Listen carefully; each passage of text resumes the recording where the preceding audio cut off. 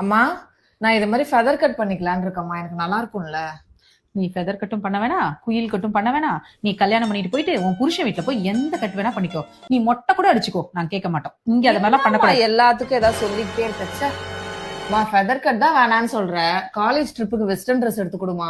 Western ட்ரெஸ்ஸும் வேணாம், எதுவும் வேணாம். சுடிதார் போட்டுட்டு போ, அதான் லட்சணமா இருக்கும். கல்யாணம் பண்ணிக்கிட்டு உன் புருஷனோட ட்ரிப் போவல, அப்ப வெஸ்டர்ன் ட்ரெஸ்ஸா போட்டுட்டு போ. பசிக்குதுமா, சாப்பாடா தருவியா இல்ல அதுவும் புருஷன் வீட்டுல போய் சாப்பிடுன்னு சொல்றவியா? இரு எடுத்துட்டு வரேன். அந்த பன்னீர் ஃப்ரை பண்ணிருக்கேன்ல, அது கொஞ்சம் அதிகமா வச்சு எடுத்துட்டு வாமா. உக்காந்துகிட்டே என்ன வேலை வாங்கு.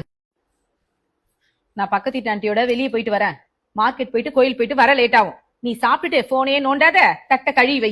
மொட்டை மாடியில துணி காயுது, எடுத்து மடிச்சு வை. வீட்டெல்லாம் பெருக்கு. அப்புறம் பால்கார் வருவாரு, மறந்துடாத, பாலை வாங்கி வை. 6 மணி ஆச்சுன்னா லைட் போட்டுட்டு விளக்கேத்து. நான் போயிட்டு வரேன். சரிம்மா. 4 hours later.